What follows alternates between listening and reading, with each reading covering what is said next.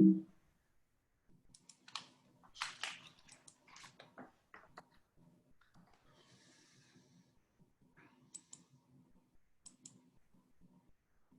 65, is that about right, Ian? I can't tell if there are more people out there. Well, it's stopped populating, so I think or stopped populating quickly. So I think we'll go ahead and get started, and it's after 3 o'clock, or yeah, after 3. So we'll go ahead and get started. I'm going to ask Darcy to go ahead and introduce the folks that are on the call. And then I have a series of questions that have been added in advance, so we'll start going through those, and then we'll open up the Q&A. So Darcy? Yes. Good afternoon, everyone, and welcome to the Student and Parent Forum. Thanks for logging in today. With us today, obviously, our interim president, Martin Abraham, who will be doing a lot of the presentations and reading the questions and answering those. And those who can answer, we have panelists here. We have John Birnbaum, who is our Associate Vice President for Student Services. Thanks, JB. We have Doug Freed, who is our Director of Undergraduate Admissions. Thanks, Doug. We have Billy Clow, who is our Associate Provost. I'm sorry, I almost demoted you. Our Interim Provost and Academic Affairs Vice President. That's a mouthful. We have Bobby Smith, who is our Director of Financial Aid. Hi, Bobby. Thank you. We have Christy Mindrupt, who is our okay, this is another long one I'll have. Our Acting Director of our Quad Cities campus and our Associate Provost for Academic Affairs, something like that, very close. Samantha Klingler, Sam, Executive Director of the Student Development and Success Center. Close enough, good. We have Troy Rhodes, our Executive Director of Facilities Management on the call. We have Rebecca Slater, who is our Executive Director of University Technology and our CIO, and John Smith, who is our Interim Vice President for Student Services. So, and I'm Darcy Schimberger, the Executive Director of University Communication. I don't even know if I introduced myself. So welcome, and we will let President Abraham take it away. Thank you. Well, thanks, Darcy. I appreciate you going through all of that, and I appreciate everybody logging in and participating this afternoon. We had good response to our request to send in questions in advance. And so what we've done is kind of group these into categories, and there's a little bit of commonality amongst the questions. So we've grouped them together. We've assembled the questions. In some cases, I've put multiple questions together and put them together to give so that I can give answers to some of the more common questions at the outset. And then we'll, of course, take additional questions. The Q&A feature in the Zoom is available. If you've got questions, if something comes up as I'm reading through them, please enter that into the Q&A, and we'll take those after I go through all of these that we've got. This first part will take probably about 20 minutes or so. There's a fair number of these questions that go through a lot of those issues, and then we'll stay on, as I say, and be able to answer the rest of your questions. So the first set of questions revolves around the question of testing. And the first question is, what is the status of your testing protocol? We have a testing protocol that we expect to have in place here in the very near future. It's based on a point of care test that we have, which we've identified became available through the FDA, became approved by the FDA through their emergency use authorization here about 4 or 5 weeks ago. We moved on it fairly quickly so that we could be out the gate and have it available, preferably, hopefully still prior to the beginning of the fall semester. We're going to use a sampling protocol. We have purchased enough to do about 1,000 tests a week. That will be faculty, staff, and students. Individuals will get an email, say you've been selected for testing, you need to come in. It's a drive-through test, takes a nasal sample. You do the sampling on your own. It's not the tickle the nose test, it's the one, or tickle the brain test, it's the one just up the nose, and you can do that sample that we collect it, and then we do the testing immediately thereafter right on campus. We've got a lab set up actually in the Union to do this, and students and faculty and staff will get their results back, should be within a few hours following the testing. We're optimistic everything will be in place within first couple of days of next week, and best test that's available to us at this point in time. Next question is, will students need to take a COVID test prior to arriving on campus? No, they're not required to, but we certainly would encourage them to do so if they have access to one and can get a testing completed. We've asked students to do a 14-day quarantine. Again, if they can do that, we recognize that some students, not all students can, but we certainly would encourage them to have done that and participate in a quarantine if they've been able to. And that's really where we are on the testing. We're not going to do a mandatory testing when they come in, because we have this sample testing that we're going to be doing, and we believe that will take care of most of those needs. We are doing temperature checks, continuing to do that for next week. If you're coming in from off campus, the testing will be done off of Q Lot, Tanner Hall Circle. And students will be asked to check in at the Q Lot check station. They'll get their temperature tested. And if everything goes smoothly, they'll get a note on their cell phone that says they've passed, and that'll be sufficient. If they're on campus, they'll be able to do temperature checking on campus. They will also be asked to do, beyond the first week, they'll be doing self-monitoring. So if students are coming down, we like for them to bring a thermometer with them so they can do self-monitoring the number of questions on a form. They're turning in every day and be able to take care of those from that standpoint. Next has to do with quarantine, positive tests, shutting down metrics cases, all of these components that we know are out there. Can you explain what happens if a student tests positive? Where will they go? Can they get medical treatment close by if needed? How will they get meals? So on and so forth. We have a fairly extensive discussion of that on our webpage, the health and hygiene section of the Return to Campus website, which you can get to directly, wiu.edu/return-to-campus. And a lot of these protocols are all spelled out on that. But just to kind of run you down on the highlights, students will be assigned a case manager through the Student Development and Success Center, who will work directly with the student and communicate not only with the student, but also the various entities on campus for accommodations. So for example, we'll get the student into the quarantine location or into the isolation location. We'll make sure that Sodexo knows that we have a student in a particular room, that they need food service delivered up to that room, that their faculty have been made aware that the students are not going to be in class for the period of time, and that this faculty should be accommodating them. The case manager then works with the student and works with all the individuals back on campus to ensure that they're notified and accommodated. Yes, they'll get their food. Yes, they'll get access to all the other things that they need, classes and whatnot. Yes, everything should go smoothly and to be taken care of in terms of their services and their needs. If a student is exposed or contracts the virus, will they be allowed to isolate or quarantine at home? Yes, if that's where the student feels more comfortable, they can certainly do so. Keep in mind, if the student goes home, when they're supposed to be in isolation, they are exposing everybody in home. So everybody in home would need to quarantine with them.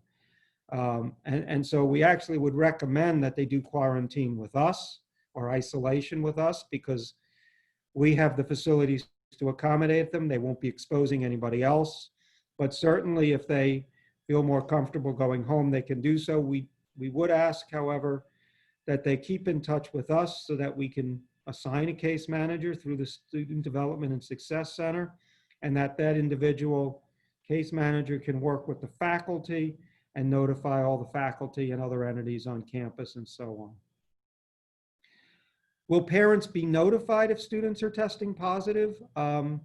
We will not notify a parent directly if a student tests positive. That's actually the responsibility of the student. And because of health information privacy laws, we are not permitted to notify the parent without express written consent by the student. It really works a whole lot better if the student just would notify the parent than asking us to do so.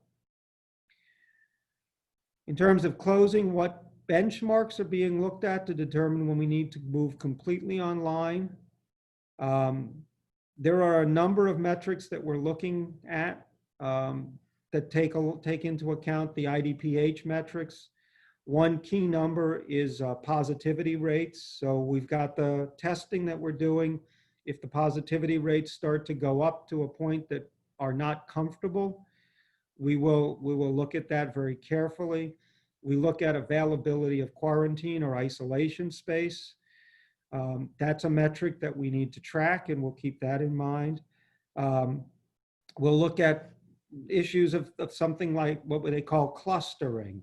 So if we happen to be able to track a number of an outbreak back to a specific event, that's important information for us. And it's a different parameter than, or a different situation than if we have 15 cases we track to a specific event versus 15 cases across the general population. Those are different situations, and we'll take those into account as we look at our metrics and figure out if that gets us to a spot where we're no longer comfortable that we can accommodate our students effectively if something should develop.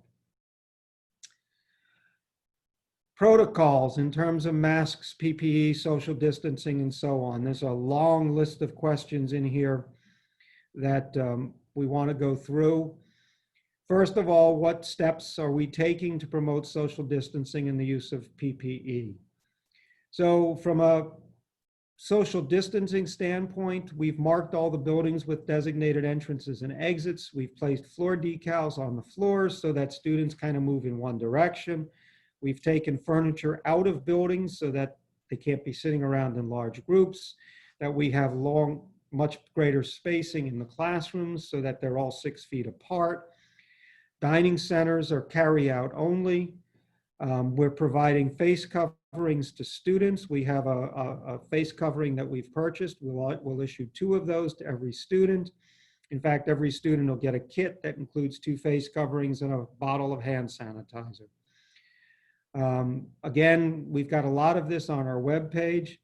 It talks about all the details of on the Return to Campus website that you go to. I already mentioned all buildings are labeled with specific entrances and exits. We are cognizant of ADA compliance requirements, and so even though we've indicated entrances, we're not restricting entrance in a formal way. We don't. So if a student needs a specific entrance for ADA reasons, they can get in there. If we've got to get out of a building through exits that are marked entrance only, if we have to exit because of safety reasons, you can get out. But we're marking them and looking for people to take advantage of the markings and follow the signage that we're going to be posting. How are we enforcing the use of face coverings in public areas? Really, it's largely an honor system, except with teeth. And what I mean by that is that if a faculty member is in a class and there's a student in the class that doesn't have a face covering, the faculty can ask that student to leave the class. If the student refuses, the faculty member has the authority to close down the class, to report the student for a judicial review. And then because the face masks are a policy, a violation of the face mask policy represents something upon which we can impose sanctions on students. Precisely what those sanctions are depend upon how belligerent the student's been in the class, or how many times they've been found not to have a face covering. And the same thing is true with staff, faculty and staff. If a faculty or staff member refuses to wear a face covering, we have the ability to report that individual. and take that individual through disciplinary action. In this case, it's not student judicial, it's an actual disciplinary action, and again, impose sanctions. We're generally not asking people to call law enforcement because we don't want to get that. We can't tie up our officers, really, quite frankly, in those sorts of activities. We don't want to make this a confrontational activity, but it's available if we need to. So if a student or a staff member is getting particularly belligerent and we need to get somebody involved who can defuse and de-escalate a situation, it's available, and they'll come out and they'll work with those individuals and defuse and de-escalate. What are the plans for food halls for social distancing, and will the hours remain the same? Really, it's everything's going to be provided in carry-out containers. If the students choose to eat their meals in the dining halls, we'll have those marked so that they can sit there and eat in the dining halls. If they want, we're expecting to have tables throughout campus, outdoors, so they can take their meals outdoors. If they'd like, they can take them back to their residence halls if they'd like. Floor markers and rope lines will be used to keep the individuals spaced out. Cashier stands are outfitted with clear shields so that they'll be isolated or distanced from the individuals, from the students who are working through the lines.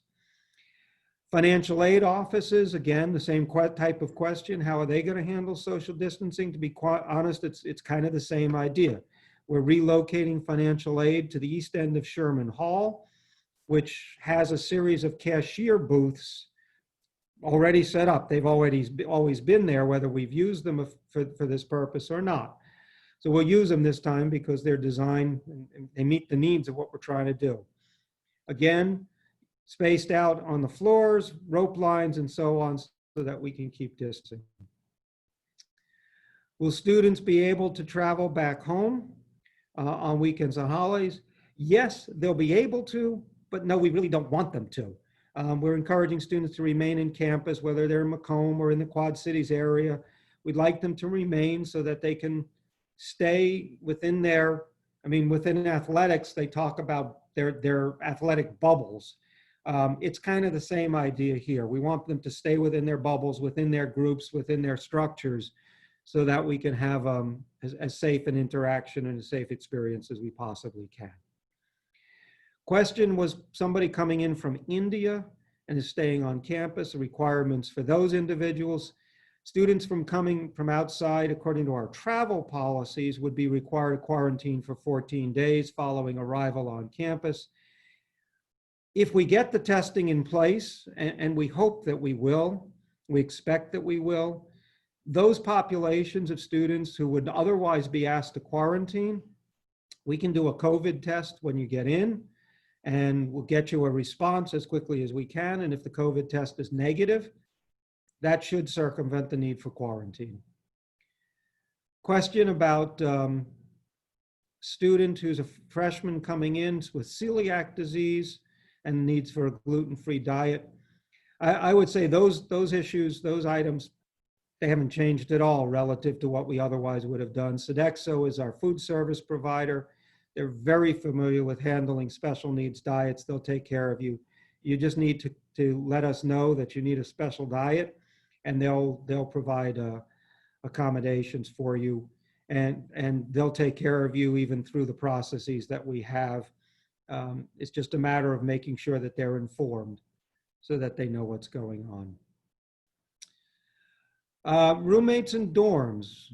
What is recommended to help the moving process go smoothly? I believe UHDS has asked everybody to sign up for a slot. You should have a response telling you when you are expected to arrive. I would say arrive promptly, on time, one individual to assist you with move-in, face coverings in place, and bring your student ID so that we can check you in. If you have your own dolly or cart, that'll be great. That'll help be able to take care of you and be able to handle things. Again, the website includes a lot of information about what you need to do in order to be able to move in efficiently and effectively. And you should have received additional information in that response email to your WIU email address. If you're not checking your Western email regularly, please do so. We use the Western email for most of our communications. That's the mechanism that we typically refer people to. So please be checking those on a regular basis. Question about social distancing in dorm rooms, because obviously dorm rooms are relatively small and it's hard to, you can't really distance. We're not expecting you to. Roommates are basically your family. That's your family here on campus. And so just like you live at home with a family, 2 or 3 other people, or whatever number it is, at the university, you have a family here as well. Those are your roommates. And they will be impacted if you need to be quarantined or isolated. Your roommates will as well, because they are living with you. What about cleaning in dorm rooms? How frequently will bathrooms be cleaned? Right? All residence halls have been cleaned prior to students moving in. Bathrooms are going to be cleaned on a regular daily basis and spot checked throughout the course of the day, and taken care of in that way.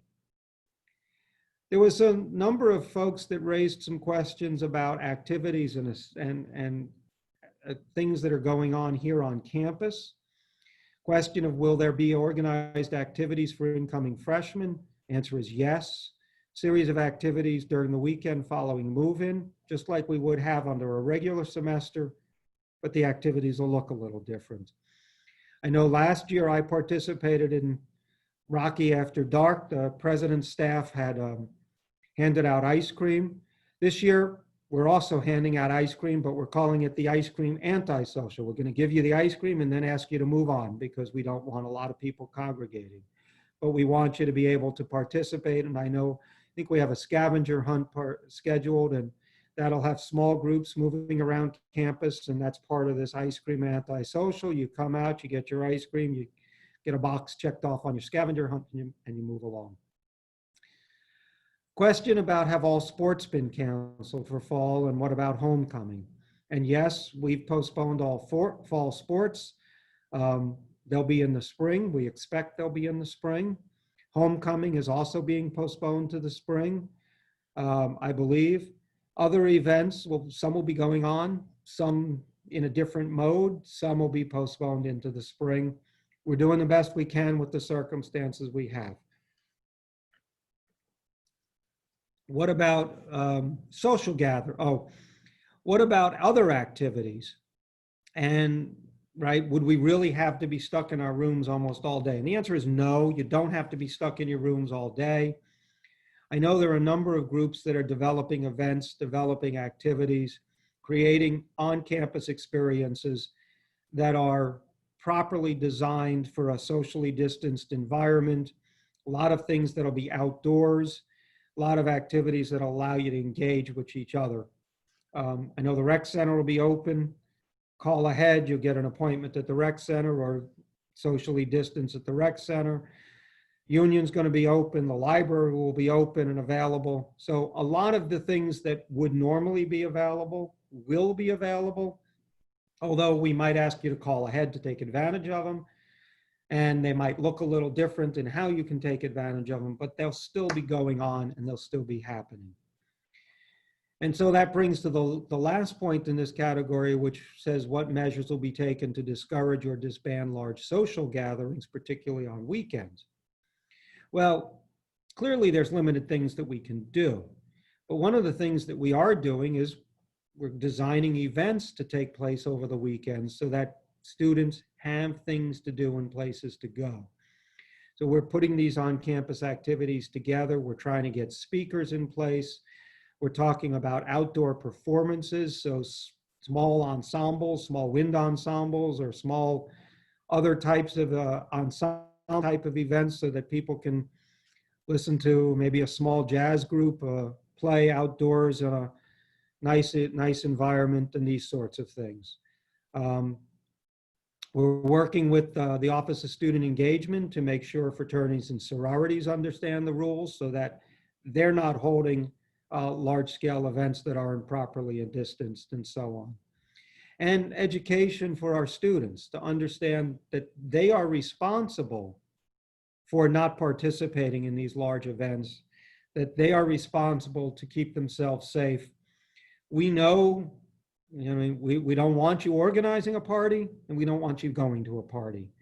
And, we've seen over the course of the summer when students have been coming back, there's been limited numbers of activities, but for the most part, we've actually seen students organizing events, but organizing them on a much smaller scale than they would have under typical years.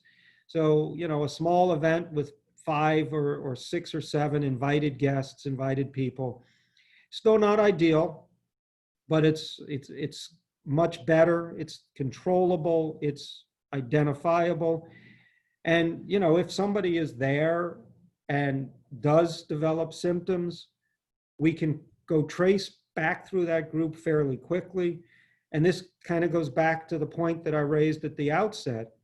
If we've got a case that shows up and you've got an event that you went to where you had 5 or 6 people, if you're honest and open with us as a student or as an individual, you're showing symptoms, you come back positive, we can contact trace through that small group, figure out who's been in close contact, do the testing pretty quickly to find out if anybody else has been impacted, and close that down very quickly, shut off the vectors for transmission very quickly.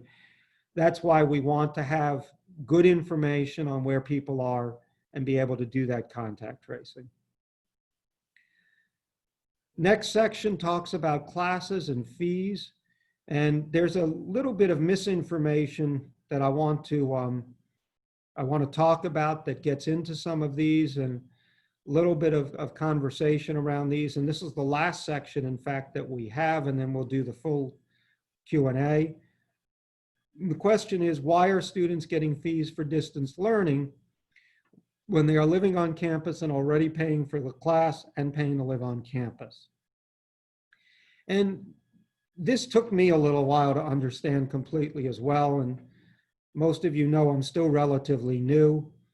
And what it comes down to is fees and charges are assessed based on the classes that you're taking.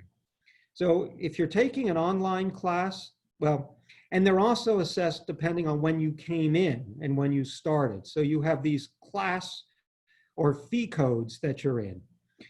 And so if you're an upper division student, generally speaking, juniors and seniors, you're in a class code that if you're taking a class online, you're charged a distance learning charge, but you're not charged a student fee for that class.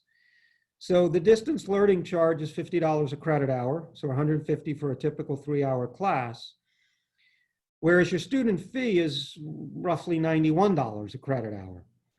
So if your class goes online and you're in that category, you're charged $150 for that 3-hour class, whereas before you would have been charged about $270. So you're actually getting a little bit of a savings by taking this class online. Now, in other classifications and other fee codes, there actually was no distance learning charge 1 year. And then if you're an incoming student, there's no distance learning charge, but all students are being charged student fees. So it doesn't matter whether you're online or in person if you're an incoming student. And so nobody is paying more because they're taking an online class. I think that's the biggest and the most important piece that you need to understand. There is not any chance, if you're taking an online class, that you're paying more than you would be if you were paying an in-person, paying for the in-person. Okay. There's a question that asks, why did the price of room and board go up significantly? And I didn't understand this question, so I was glad Bobby answered this in the document when we were pulling all of our answers together. And the answer is that the price didn't change. And I knew that the price didn't change, was why I didn't understand the question. But apparently what's happened, and the confusing point here is, we used to charge for room and for board. We're not doing that anymore. We're just charging one price, room and board. So it's just one fee for housing and dining. So it looks like it went up a lot, but it's only one charge. It's not a series, it's not different charges. So it's the same price, but it looks different on your bill. Will we refund tuition, room and board if we shorten the semester?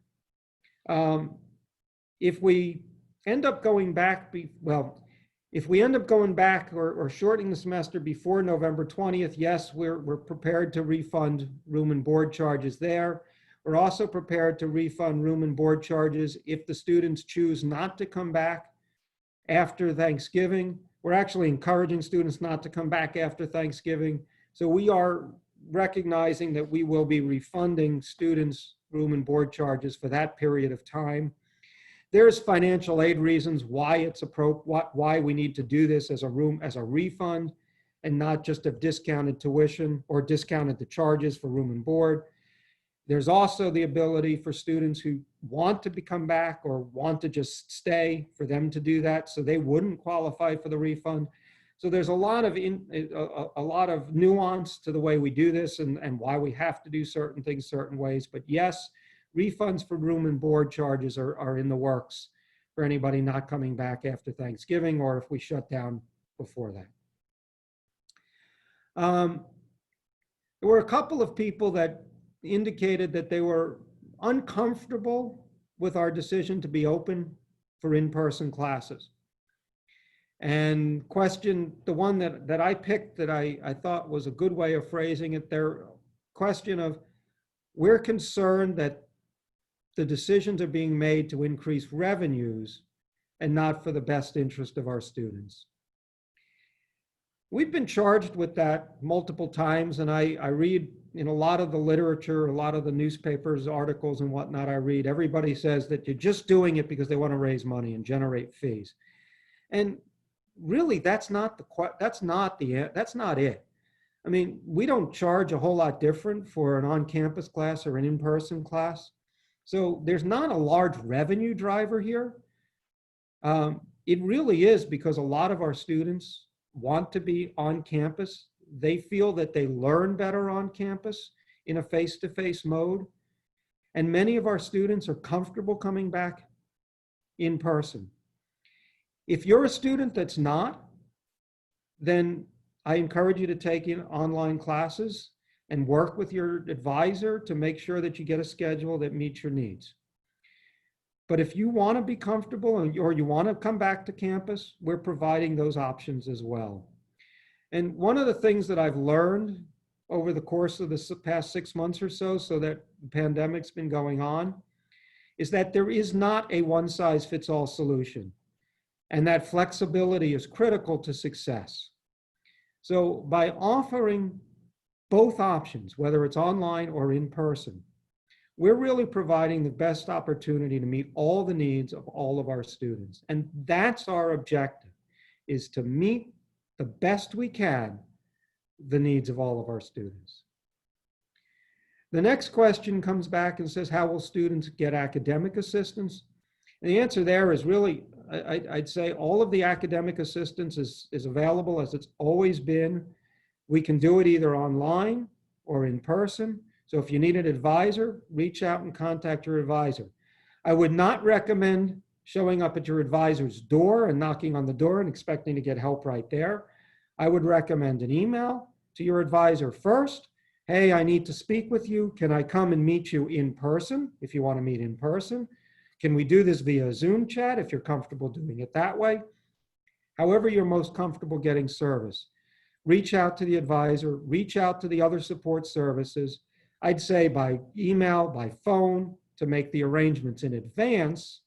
That part is preferred, but other than that, the services are there and we're certainly ready to help you.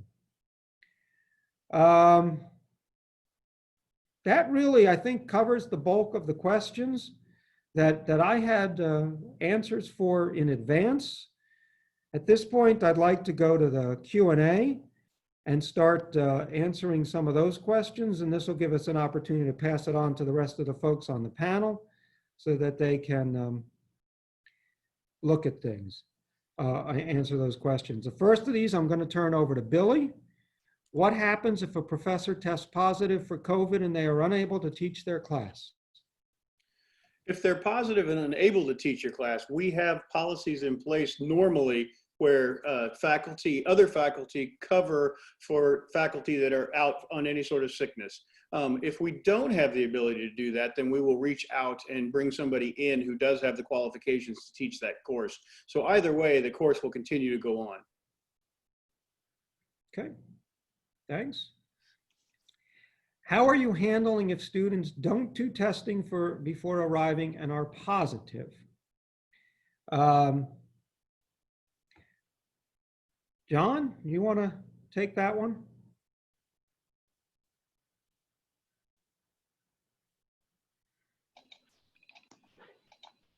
There you go, John. I'm here.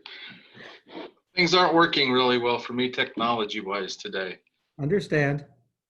So during the temperature testing, and once the testing equipment gets here and we're able to start testing, we hope to catch as many asymptomatic individuals as positive so that we can move them to isolation or quarantine. If a student is positive before they get here and they develop symptoms, they would come to the health center, we would do the test on them, we would move them to isolation and provide care with them there. We do have an entire team of people set to take care of students that test positive. We have caseworkers, case managers, and a system that will fall in place to help students move from their current residence hall to an isolation area where they will be in contact with that case manager on a daily basis. That's what we have in place. From there, we would do contact tracing for every person that individual would be in contact with. We would determine whether it was close contact, meaning without face coverings, together for 20 minutes or longer, and start quarantining based on those contacts. So that's what we've got in place. Thanks, John. Yep. Next question. Is a parent allowed to come to Macomb without being quarantined? And it says, is a parent allowed to come to Macomb for 4 days without being quarantined to bring their kids? John, I guess the question, maybe it's for to visit. Is the parent allowed to visit for a weekend or things of that nature? Do you want to talk about parents coming down to visit? Yeah, parents would be allowed to come and visit their students. We would not let them stay in the residence hall. We do not want outside visitors in the residence hall, but they could come and see their son or daughter. The other thing I think that person might have been asking is, can they come to help move their child in without quarantining for 14 days? And my answer there would be, as long as you're asymptomatic and you have no symptoms and you're practicing social distancing, wearing your mask, washing your hands, yes, you'd be able to come help your student move in. Okay, thanks. Yep. So the next question gets to, is Western providing updates as to the number of cases on campus? We are looking at a convenient way of doing that as a mechanism of being able to continue to provide that information. We have we are required to notify folks through Clery Act reporting. We've done that already, but we will continue to do that within the requirements. And then any additional notifications we'll do to the extent that we believe we can within the limits of confidentiality. So I think much like the Department of Public Health here has a template and an indication of what's going on, we're going to try to do something similar to that. There's a little bit of programming involved in making that happen, but we're prepared to make that information available. Before coming home, will students have option to take test again? I don't know, John, you want to Is that something you can answer as well? I can sure try. That will depend on the number of tests we have remaining at that point in time and whether or not we have enough tests. They would have the option to go to our local hospital and go through the drive-through. At that point, if they're asymptomatic, it may be charged to their insurance. But again, it will depend on where we're sitting with number of tests and do we have enough tests to offer everyone before they go home. By all means, we would be happy to test them as long as we have the supplies necessary to do that. Thanks.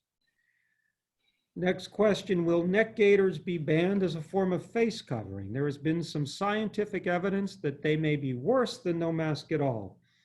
I've actually read the article that, or the information that was shared in that refers to the neck gaiters and the tests that were done and so on. And it's interesting because the study actually wasn't really initially looking at the effectiveness of any particular face covering. The study was really much more the design of a piece of apparatus that you could build at home that would allow you to see how good a face covering was.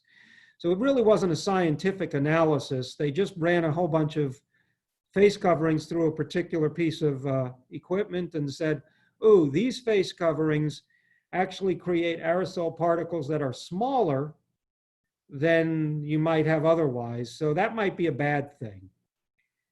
They might be. There are other studies out there that actually dispute what this one has. So the answer is we're not sure whether we're going to ban any particular type of covering or not. We know that different types of face coverings have different types of protectivity, if that's a word. We're going to look for face coverings. The face coverings that we have are making available for faculty, staff, and students are of the same material as neck gaiters, but we actually have looked at that. We have different types of ways of utilizing them and different effectiveness for utilizing them. And then we did a little bit of an unscientific test ourselves, and we're pretty comfortable that the face coverings that we are handing out will provide good protection for all of our faculty, staff, and students. So I'd love to see everybody walking around in their Western logoed, it's not logo, Western imaged materials and utilizing those, but we're not going to restrict any particular type of face covering. We want to see them. We hope that people will use them, and we encourage them to do so. Will there be a parents' weekend? I'd love to turn this over to somebody, but I don't see anybody to turn it over to. The answer is I don't know at this point. We're not real sure what we're going to do. If there is a parents' weekend, I don't know what it's going to look like. I don't know what activities we can develop. We'll keep working on it, and we will notify people as things come up and let them know what we're going to be able to do. It is difficult for seniors who need an internship to graduate to get an internship due to COVID. How will Western help these students? Billy. A lot of that answer depends upon the major that you are in. A number of the departments who have higher internship rates have already been out working with their internship partners to try to ensure that they can do internships, whether they're virtual or whether they have the opportunity and the ability to do them face-to-face. My first suggestion would be to make sure you have talked with your advisor already. If you have not, I recommend doing it ASAP. They're trying to make these internship assignments and get things worked out. I know that a lot of the areas have worked very hard and already have a number of options settled. So my advice is to get with your advisor, make certain if you're trying to get one for the fall, you better have talked to them already, I hope. If you're looking for spring, go ahead and get with them right away. Don't wait and waste time. You need to get it moving. Thanks, Billy. Just want to know how to go and come from class, the policies. John, maybe you want to cover this one? I'm sorry, I was answering another question. What was the question? How to come and go from class. come and go to class as you leave. If you're a resident on campus, as you leave, there will be a temperature taking station at this point in time. Once we start doing the sample testing, there will be a self-check form available that we'll ask everyone to do before they leave the residence in the morning. And we'll ask that for residents and non-residents. Once we have the testing in place, they'll fill that out, they send it off, exit the residence hall just as normal with masks on. And again, just as a normal semester, they'll take off for class. Most buildings will have an entrance and an exit. They'll make their way to the classroom. Yeah, beyond that, it will be very similar to a regular semester. Class sizes are smaller and those kind of things, but the information on the self-check will be emailed out to all students here in the next couple days, early next week, for what they'll do with that. And then those that get selected to sample test weekly will also be getting a message a week before, and they'll be able to choose times to do that. So that's how they'll get back and forth to class. I'd like to chime in really quickly too for everyone taking part in today's forum. I believe Monday or Tuesday next week, you'll receive an email from the university's risk manager. He did a really great job with a couple of students putting together a video where the students outline everything that's going on and how to get to class, what signage, what to look for, what to do, how to use a dining center. So please keep an eye on your WIU email next week, and you'll be getting a really good video. It's only about 9 minutes, but it's worth the watch. So I encourage that. Thanks. Okay. Next question. What should I do as a resident of Iowa and have to commute to Macomb every week for a lab? Is there a way I can use Google Meets for the lab capstone research? This is my last semester. Billy? Again, I would tell you the first thing you need to do with that is to talk to your instructor and see how the class has been set up. If there's an opportunity for you to do that. If that doesn't work, get with your advisor, and you may have to have a conversation with the department chair as well. I think faculty are working really hard and trying as best they can to accommodate every type of situation that we have. And so get with your instructor and find out how they're set up first, and then follow up with your advisor as necessary. Thanks, Billy. As far as protocols, if you do need to make a commute in from Iowa, we're asking folks to really follow Illinois recommendations in terms of mask wearing, social distancing, and all those elements. That's the best thing, you know, the best thing to do is to follow the more stringent requirements. And so we're asking people to do that to the extent that they possibly can. So, JB, I'm going to throw this one to you because this one asks specifically how many people can they have help with move-in? They can have 2, and it can be family members, it can be friends, whatever, but 2 is what we're limiting them to for move-in. Okay.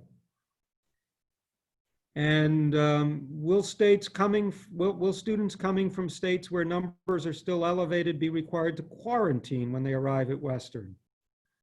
John?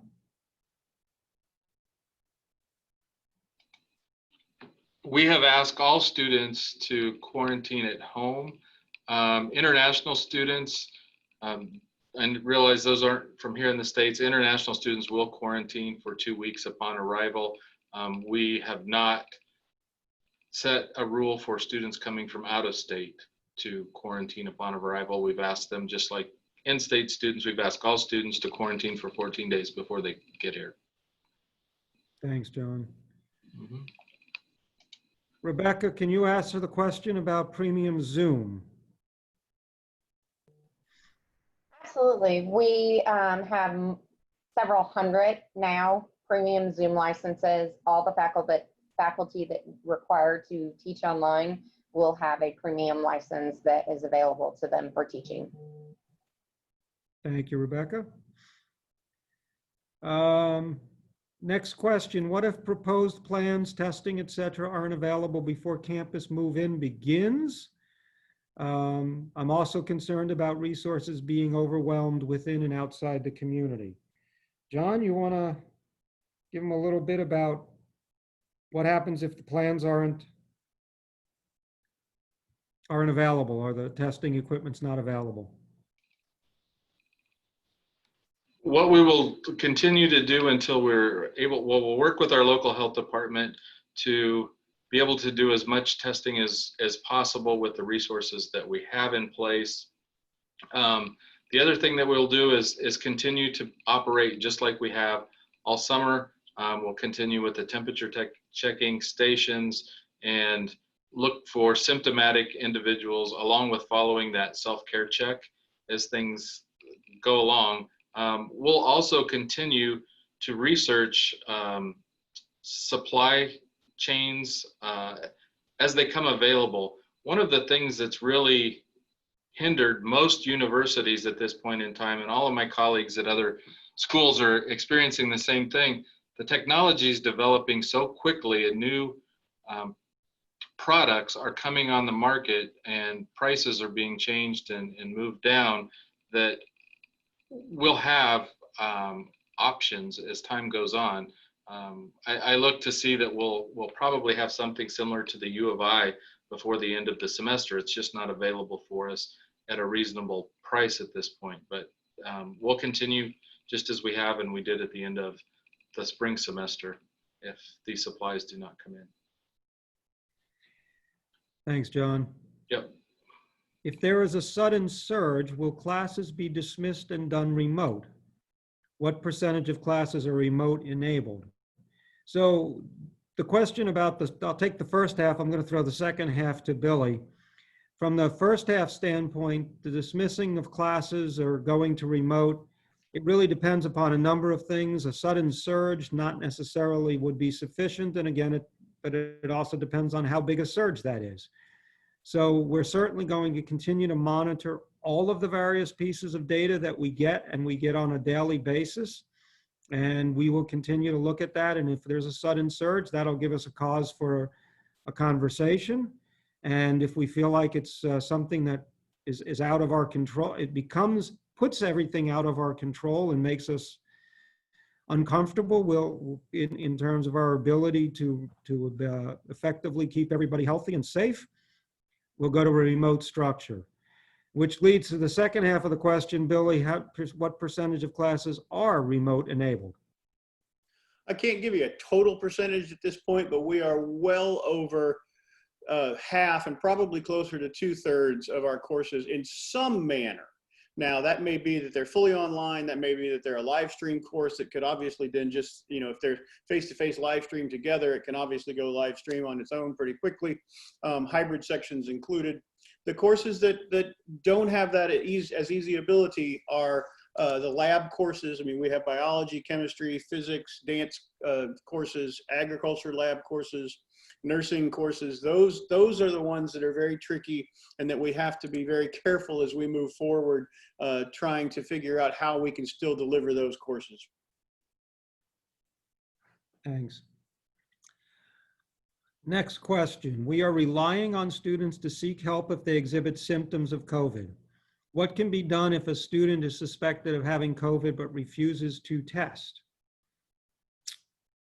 John or Samantha, maybe you want to, or John, you're on. I don't. Yeah, we would request that they quarantine, talk to them about the importance of testing, and if they were still uncooperative, we would engage the local health department, who has the ability to mandate quarantine, testing, or isolation. We would follow the student judicial process to get the student to do what's needed for public safety. But the biggest thing that we have that would have the teeth to get a student to do that is engaging our public health department.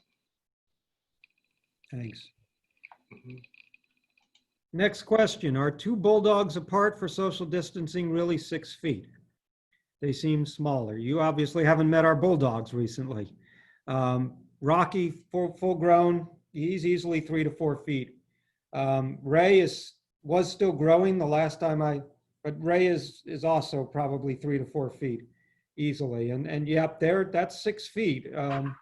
I certainly don't have any objections to you being further apart, but that's a good guide for where you're at. Darcy, you want to add something on that? I do. Our risk manager is actually Ray's and Rocky's keeper. And Joe is one of those people that he would probably have put them head to head and measure them. Not only as a risk manager, but he's very diligent and very thorough. So that is a really good guide. They probably are 6 feet or a little further because Ray is getting really big and really long. So I know Joe probably did measure them. Thanks, Darcy. The next item is not even a question. It's just a thank you. This mom appreciates your time, and I will tell you, I'm glad we're able to do it. It's important that we communicate. We're trying to communicate as best as we can, and I appreciate your participation as well. Will professors be more lenient when it comes to student tardiness due to delays in elevators, due to social distancing, temperature taking, etc.? The answer to the question is we've asked everybody to be as flexible as possible. Billy, I'll let you take this a little bit further. Right. We've really put into everyone's mindset that this is such a different and strange world at the moment that we're asking everybody to be kind, to be considerate of each other, to really take into consideration when you're starting a course and students are coming in, because we're limited to one person in some elevators, 2 people in some elevators, staircases we're directional. And so it's just going to take a lot of adjusting as we begin the school year. And I think if we just remember that everybody's trying to do their very best and we're kind and considerate of each other, it will go a very long way to making this all start out and work as well as we possibly can. Thanks. Are there any updates on how the music practice room schedule will work? That's you again, Billy. That's why I stayed. So the practice room will be on a schedule basis. So there will be sign-up sheets for all the practice rooms, and that way they can be signed out ahead of time. We can ensure that they get cleaned. We can know when people are there, if and when we ever needed to do any contact tracing. And so those schedules will be up and ready as soon as students get back on campus. Thank you. Will students be automatically refunded the difference if class has to be changed to online before school starts, or do they have to contact the financial aid office? Bobby, you want to maybe give them a quick on what that'll look like? I'm sorry, could you repeat the question for me? I apologize. Will students be automatically refunded the difference if class has to be changed to online before school starts, or do they have to contact the financial aid office? Yes, no, we will automatically make those billing adjustments, and then that will result, it's not really financial aid, but the billing will make the adjustments. Financial aid will in most cases already be applied. So if you have already gotten refunded financial aid and that change kicks off another financial aid refund, that would go out automatically via direct deposit. So yes, that will all be taken care of automatically through billing and or financial aid. Thank you. Next question. After you come back on the 20th, do you get money back?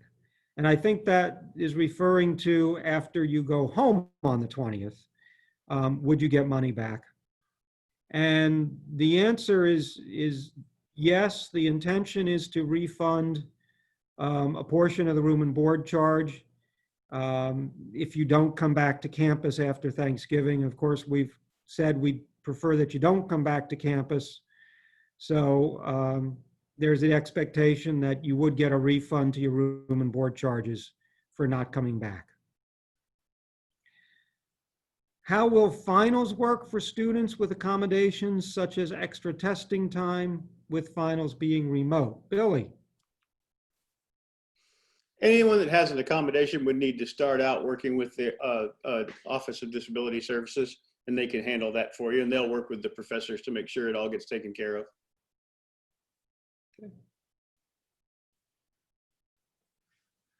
Next, regarding the fire alarm practices in dorms, how will students enter and exit out of the dorm buildings? With the whole dorm having to exit, what is entry back into the dorm going to look like with only 1 or 2 people being allowed in elevator? John, JB? Yeah, they just finished that up with the OPS today. Our hall staff's working with them. People will be asked to put their mask on as they go outside, as they take the stairs down. They'll have assigned group locations, and those locations, after there's an all clear, will be timed so not everybody's going in at once. You'll be released by grouping. So that'll all be covered with them in their first floor meeting, informational meeting. So they'll get assigned all that when they get here the first week. Thanks. Will laundry be changed to free due to the fact that there is a recommendation to wash masks more frequently? JB, that's you again. No, we are not changing the price of laundry at this time. And the last question that I have that's still open, and which is good timing because it's just after 4 o'clock at this point. I don't believe the sample testing was discussed in the last forum. It sounds like it will be random testing even without symptoms. Is this mandatory? John?